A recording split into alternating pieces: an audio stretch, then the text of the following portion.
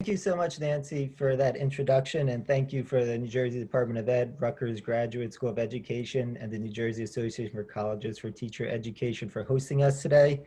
And more importantly, thank you to all of you for joining us today. We realize that this is a tough time slot at the end of a beautiful fall day, but Juan and I are honored to be here to present a really quick overview of my part of the story, exploring identity in America.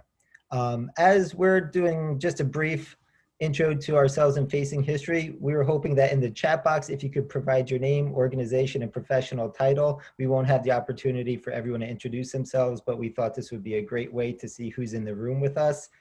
And while Nancy read my bio, two important parts of my identity that are not in that biography, or that I'm a lifelong New Jersey resident, and the part of my identity that I'm most proud of is that I'm a father to two children, a third grade daughter and a 4.5-year-old son.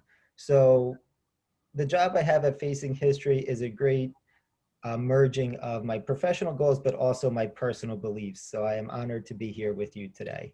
Juan? Hi, everyone. It's good to be here. It's great to see you all. Thank you for joining us. And likewise, as you've been told, I am the Social Program Director for the New York program team. But really, all that really means is that I'm a lifelong educator. My passion is in education. I've been working in the field of education for a number of years now. I started in public schools, teaching history, and I continue to do that in a different way.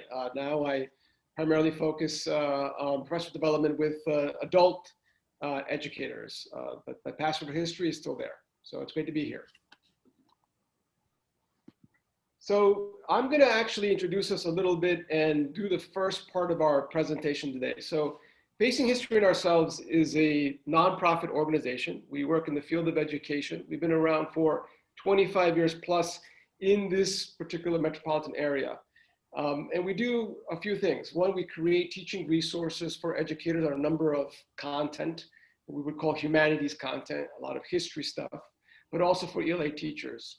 And two, we also do quite a bit of professional development. Some of it is in person. Obviously, right now we can't do that. And more we're doing a lot of this type of virtual sessions via Zoom and other platforms. Facing History in Ourselves is dedicated to creating resources through professional development that really focus and highlight equity and justice in our teaching practice. Now, what that means for us at Facing History in Ourselves is that when we are thinking about our educational practice, our role as educators in the classroom, we're thinking about students and how they can all receive what they need to develop their full academic, social, and civic potential. And we'll be looking at a little bit at this idea of civic participation, or at least agency, and what it means for youth. And we believe this is achieved by disrupting deficit-focused narratives associated with students' racial or cultural identities. In a moment, we're going to spend a little time unpacking the role of identity in terms of students and their participation in the classroom, and why it's important for us as educators to think about our students' identities. We're also going to be thinking about equity-focused learning environments and how adults can explore unconscious bias and work to mitigate the impact of historical racism, educational practices, and policies. Now, for today's presentation, we're really going to zero in on this, the component of really thinking about the role of identity and its importance in our teaching practice. And we're going to do that by sharing some of these resources with you that are focused on that, as well as a couple of activities that we're going to do.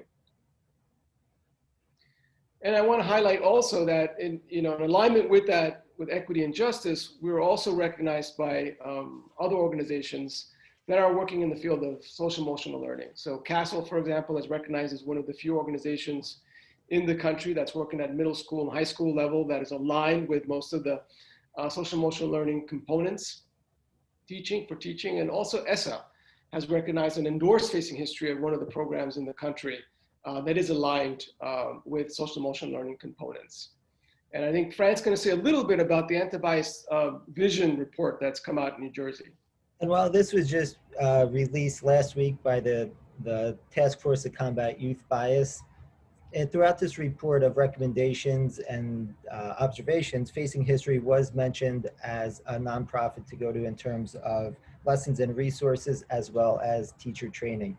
So we're extremely excited and honored to be included in this report, and looking forward to see how this report will be continued to be unveiled over the next few weeks.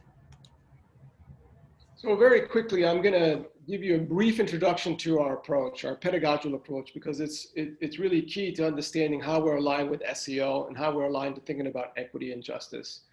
So on the left-hand side, you see what we call our scope and sequence. And it's really, and some people call it our journey, but it's our pedagogical approach. And it features certain, if you will, frameworks for how we think about or discuss topics or content with students. The yellow sort of bucket there, the individual society, is really where we spend our time with students thinking about and reflecting on our identities, our students' identities, but also our identities as educators, also our collective identities, whether it's as a country, as a city, as a community, what have you. We really believe in the importance of reflecting on identity formation and its implication for agency. The other thing we look at is this idea of we and they, this dynamic of we and they that is, pretty normal in most human interactions, but we use it as a way to help students understand history. If you look at history, almost any example you can think of is a history of us and them or we and they dynamic.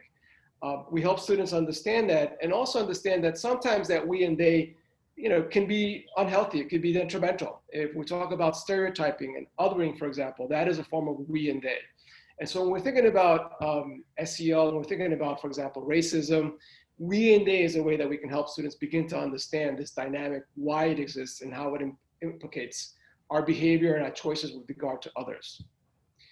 History, if you look at that next bucket, is something that we believe in a lot in terms of using it as a reference to make sense of our moment today. So when we want to talk about contemporary issues, current events, we're always going to look at what is the historical context for those issues and how can we learn from the historical context to better inform our understanding of this issue today and how it connects to us individually. How is it relevant to our lives? How is it relevant to our own communities and our own choices? And then we continue through this journey. We think about judgment, memory, and legacy. That connects again back to historical context. How do we remember history? What history is remembered? How do we judge the past in connection to the present? And what is the legacy of those historical moments? How do they live with us today? And finally, all of these conversations hopefully lead us to this endpoint what we call choosing to participate, where we hopefully have students begin to reflect on their own agency and thinking about how are they choosing to participate today in their lives, in their communities, and in the world. So this is our approach. We're not going to really get in too much into it because it's there's quite a lot there, but I just wanted to share with you how we approach teaching and content. Now, the next diagram, I think is a little bit more relevant to today's conversation in terms of connecting to social emotional learning. There are three components that we really think are important in our teaching practice and in learning for students. Intellectual rigor at the very top of this triangle. So we need to have some facts. We need to have some information, right? There needs to be some rigor around learning. There has to be content. This is very important. But that alone itself, we don't think is enough. There has to be an ethical reflection component to this. And what do we mean by that? Well, content by itself is meaningless unless we're making some sense of it in connection to our own sense of being, in connection to our own lives, in connection to our own experience in the world. That's ethical reflection. How do we make meaning, right, of things that we are being taught, meaning of information, et cetera. And finally, emotional engagement. We understand that learning is not just an intellectual process, it's also an emotional process. So how can we be cognizant as educators that an emotional component exists to teaching? How can we harness that also in our learning spaces with our students to have more effective teaching? Now, this is our pedagogical triangle, and today we're going to be looking at some of that emotional engagement at the reflection piece of this triangle and some of the activities that we'll do with you today. So for our time together, really, we just want to have a couple of questions to sort of guide us through the next, if you will, 45 minutes. One, how can we work together to create an inclusive, supportive, and reflective learning community in our classrooms? And what can we do to provide or create that kind of space? And two, what role does identity play? Again, we've been talking about identity. What role does identity play in fostering inclusive communities? So what we're going to do now is we're going to watch a video. This video lives on our website, and you'll be able to stream it directly.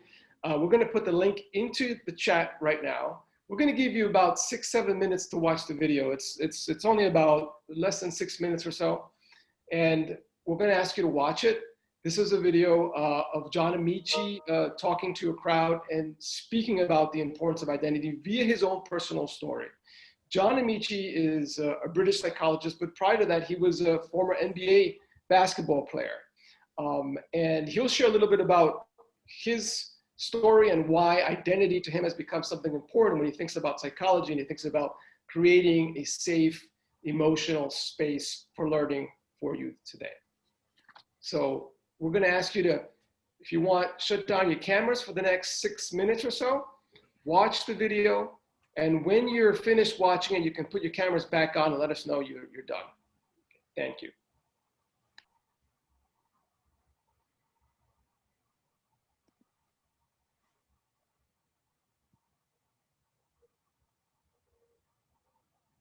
Identity is not just self-revelation. It's not just something you come to know about yourself. It's also, in part, made up of how other people see you and how you see yourself in other people. They call this a very old-fashioned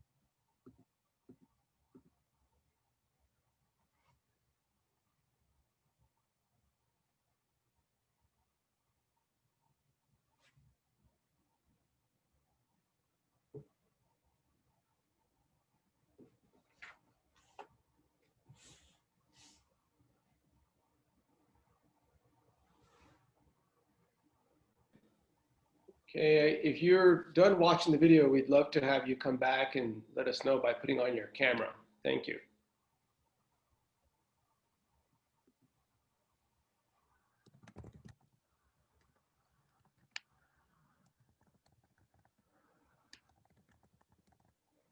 Great, thank you, George. Welcome back.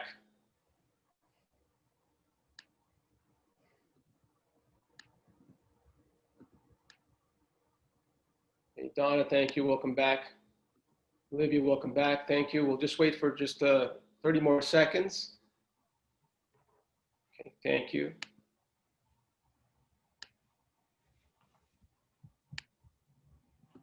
Okay, so I just want to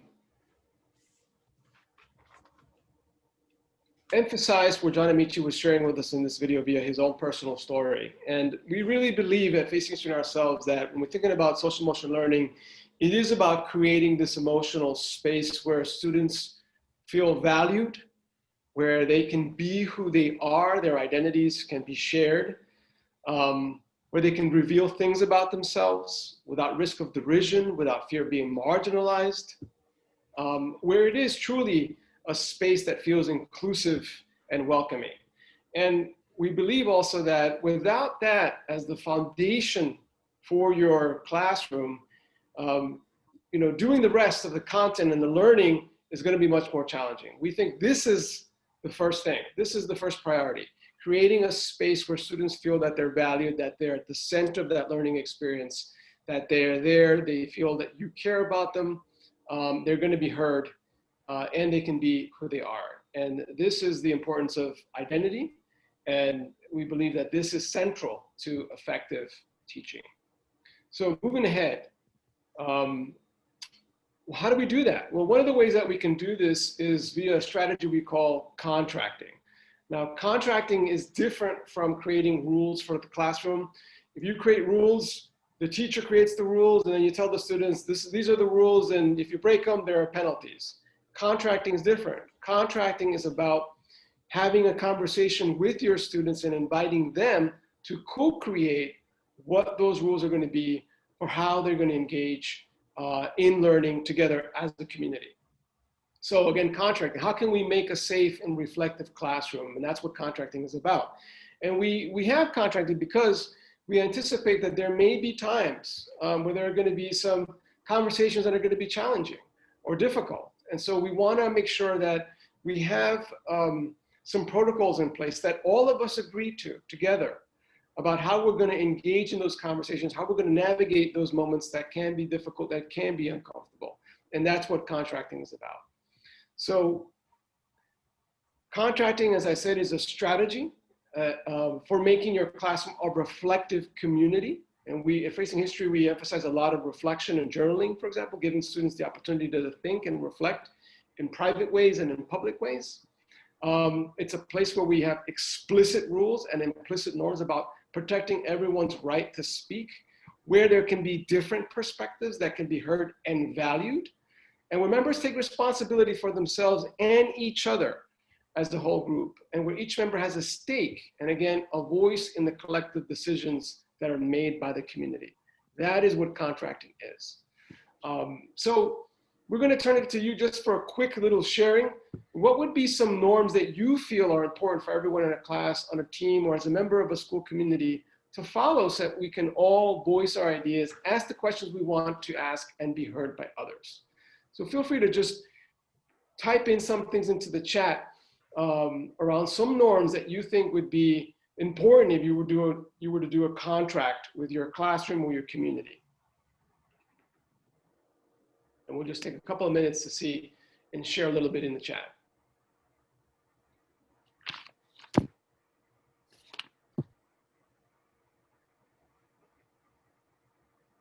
Great, Megan, thank you. Agreeing that it's okay to not agree, hearing each other out, believing out that they are different truth. This is so important today, Megan, I really appreciate that. We live in an incredibly polarized time, and so we have to, I think, a first step in the right direction would be to acknowledge that, you know, there are different perspectives out there. And so we need to acknowledge that and then move and hopefully be willing to listen to those different perspectives, even when they challenge some of our own thinking.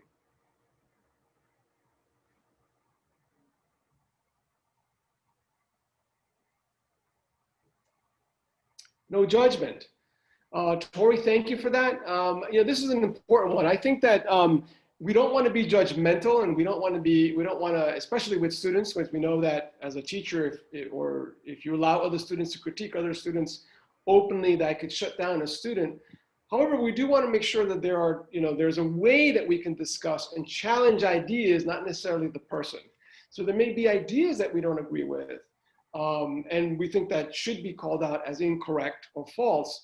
But we need to be able to do that in a safe way, do that in a way that doesn't diminish the person, but the idea. And so that's what contracting is. You create some norms around how do we have those moments where we can debate, challenge, and disagree in a way that feels still like we're honoring and respecting each other. Open to challenging the mindset, normalizing, asking for help, and being open to help others, absolutely. Part of what we're trying to do is create a community, and so that means being in support of each other. We should be in the spirit of learning together. No put downs, and exhibit respect. Show compassion. Yes, compassion is a big one, and it's part of what we believe in too. That goes back to that emotional engagement piece where we want to think about empathy.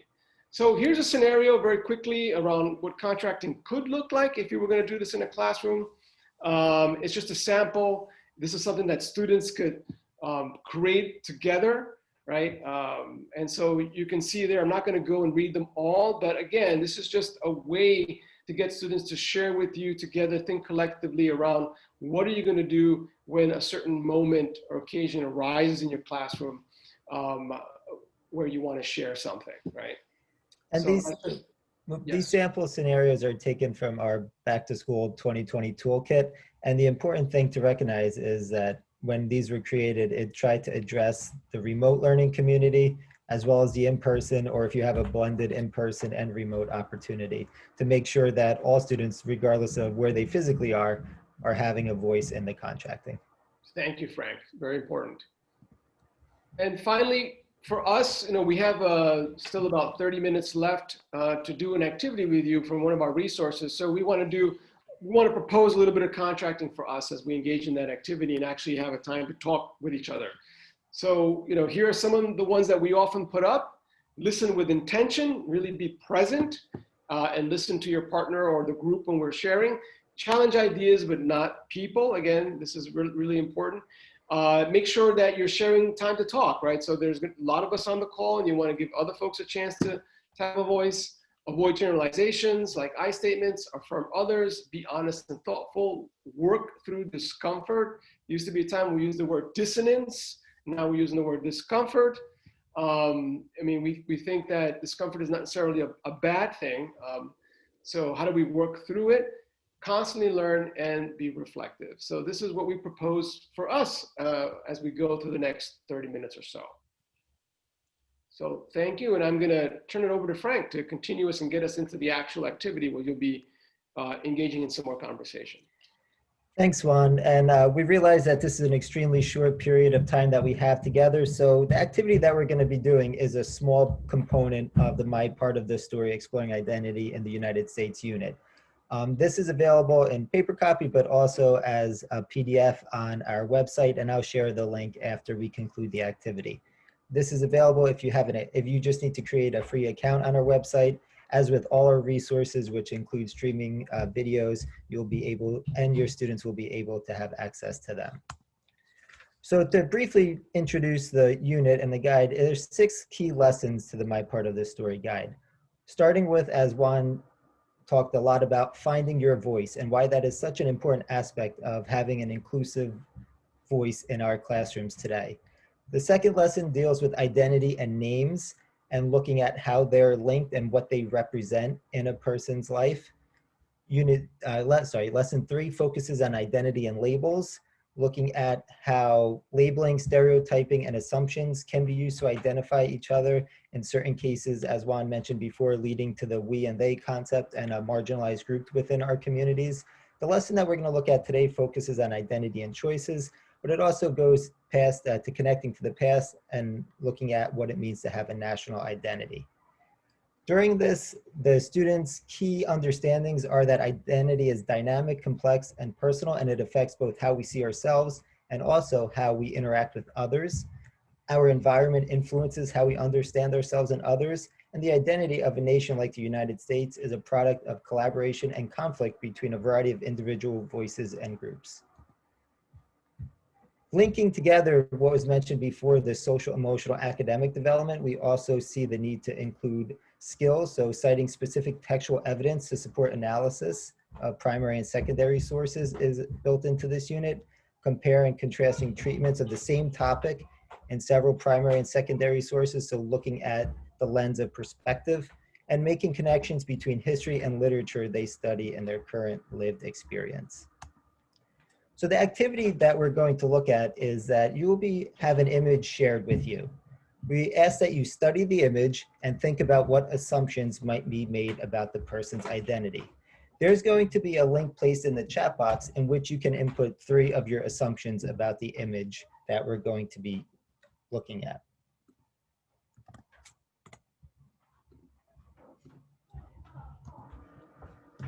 So in the chat box, if your last name is between the letters A and L, please follow the link that was provided to you.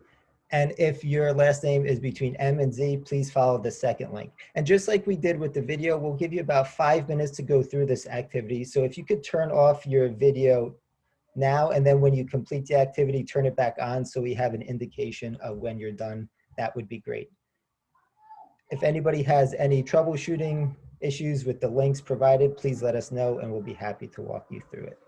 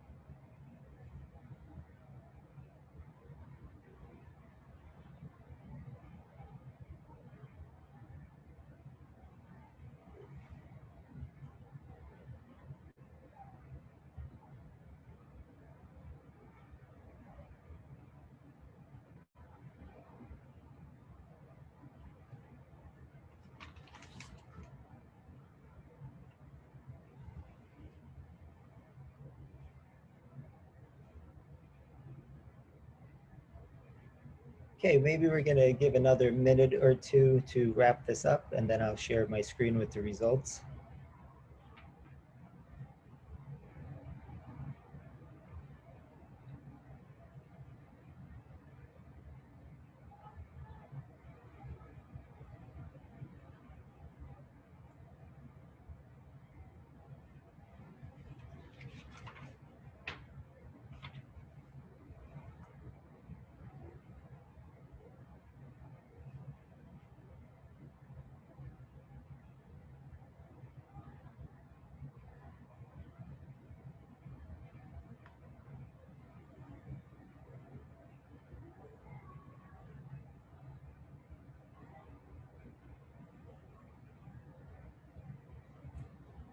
Okay, let me reshare my screen.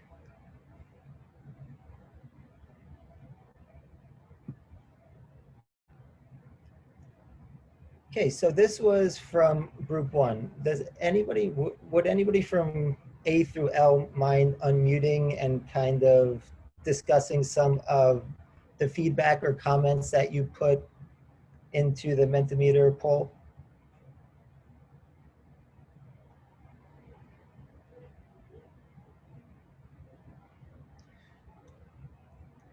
No pressure. Juan and I were talking before that unmuting on a Zoom conference is now like the students who are asked to raise their hand and participate in a full school assembly. So no pressure to unmute. But as you can see, one word that has been inputted into the results because it's larger than the others is angry. So we see angry, we see words like athlete, male, racist, violent, younger, unemployed, countercultural, white, quiet, and resistant to help. So that was the image from the first group slide. With the second, would anybody from M to Z like to give a little summary before I share? I went with my first reactions from visually, just looking at him in terms of, I guess, skin color and gender. So I put he was a white male, and I assumed by what he was wearing that he might be middle class, just based on what he was wearing. Thank you, Olivia. And then we see a variety of words or phrases in here as well. White supremacist, protester, Southern, middle-class college student. It's very interesting to see the variety of words or associations just by looking briefly at the image we looked at. So as I go back to present our slide here, I would like to share with you the two images that you looked at. For group one, this was the image that A through L looked at. This is the image from M to Z. Does anybody have any quick observations going between the two images? This is Charlene. So can you guys hear me? Yes. Oh, sorry. So I'll share. Yeah, as Megan said, it looks like they're the same person. But one of the things that stood out to me is I think I would still pick the same words to describe the person, despite some of the changes to their outfit. Thank you for sharing, and thank you, Megan and Tori, as well for putting your comments in the chat. So we only had time to look at two of the images today, and these are the rest of the images from the collection. How we would do this in person with a group of students or educators, would we put each image on a big paper, and we'd have like a silent conversation with groups putting comments like you did in the Mentimeter, and then having groups rotate and respond to some of the comments and look at other comments. As you can see, it is the same person in a variety of outfits with the same facial expression. And this is taken from a series, photo essay series called Our Kind of People. And these are some other examples taken from the guide that show the same individual in a variety of different outfits. To reflect on the activity and on the photo essays, the Our Kind of People series examines how clothing, race, ethnicity, gender, and skin tone affect our ideas about identity, value, and character. The subjects in this work are dressed in clothing from their own wardrobes. The outfits are worn in a style similar to how a person would wear them in daily life. The lighting and facial expressions have been kept the same in each photograph. The only change from image to image is the clothing, gender, and race, ethnicity of the person in the photograph. Devoid of any context for assessing the personality of an individual in the photograph, the viewer projects her or his own cultural biases onto the image. Though not strictly documentary, these images are nonfiction in that you could encounter any of these people looking like any one of these alter egos on any given day. So to debrief the activity that you just did and looking at, I know we are scheduled to have some time for question and answers today too. I'm curious, is that something that, how would your students, how would your staff, how would your colleagues react to an activity like that? Would it be meaningful into the community, the school community that you work in? And to kind of explore equitable mindsets and practices, I'm going to put a link to a Google Doc in the chat. And Juan and I would be really interested in hearing, as we said, this is an extremely quick introduction to this activity.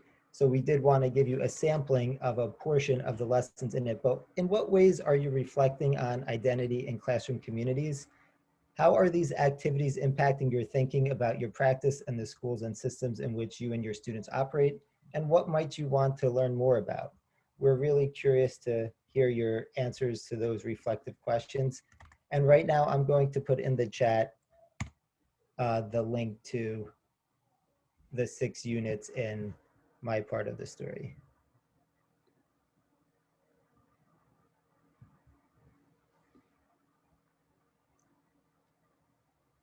Which I realized didn't necessarily copy the easiest to read, so I'll read. Oops.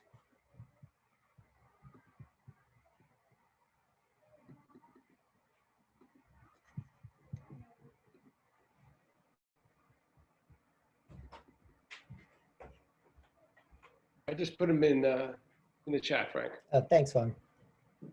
So as we conclude today, we realize that we have about 8 minutes left, and Juan and I are here if you have any questions about this resource or any of our other resources. We'd be more than happy to engage in a dialogue with you.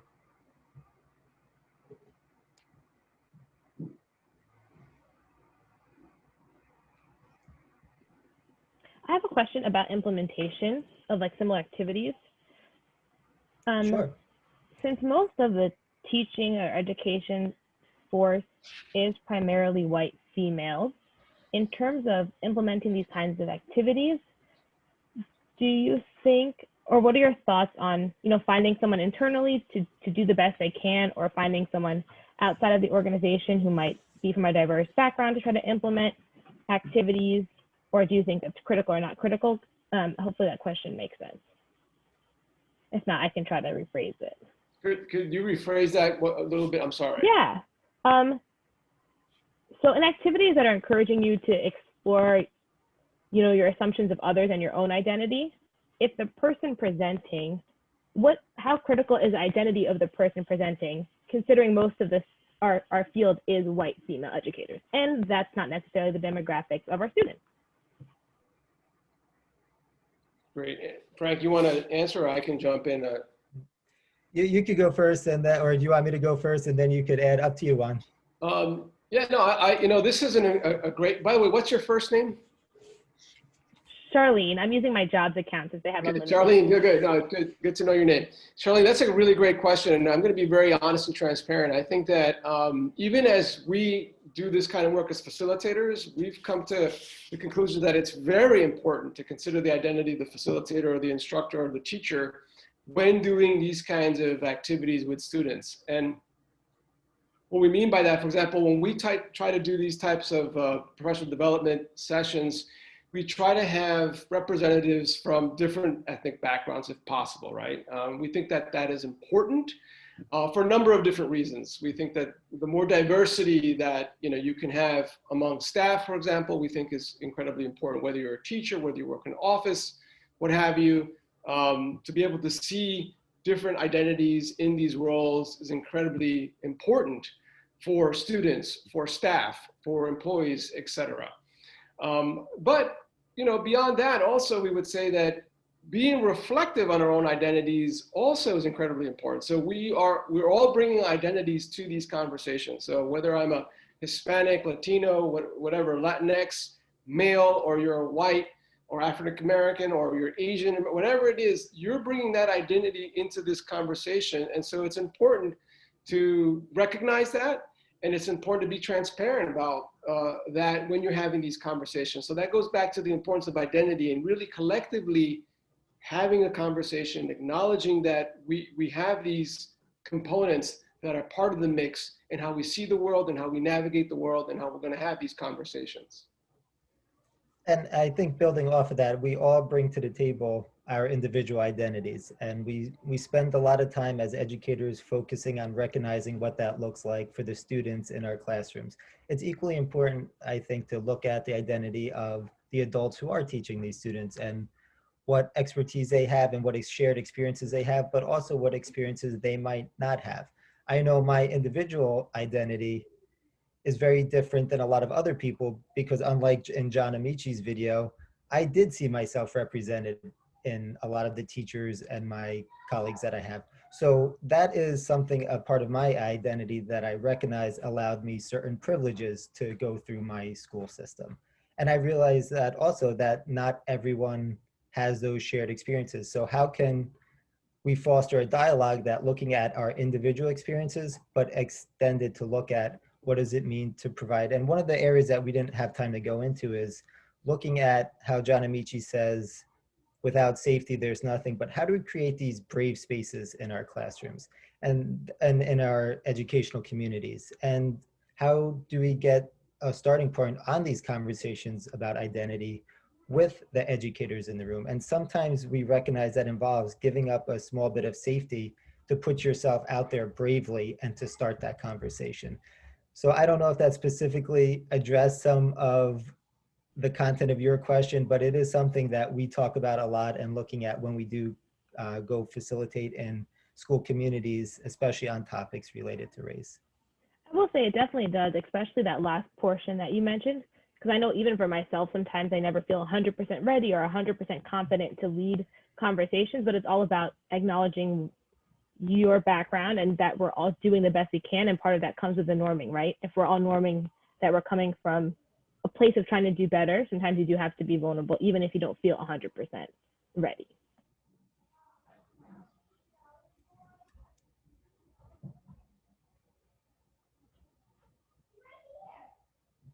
And that what you just touched on, I think, is a great summary of the poem, A Brave Space. I'll try to look for it to put it in the link real quick, but it talks about that sense of vulnerability that sometimes we have to recognize as educators, we always want the perfect lesson, that we want the class to go perfectly. But it also recognizes that we're not always going to be perfect, that sometimes that we're going to try something and it's going to fail. But how in that space together do we recognize that even though it failed, we're still here to learn together, that it's still our shared community and it's still something that we're constantly working on improving. And thank you, Juan, for putting that in the link.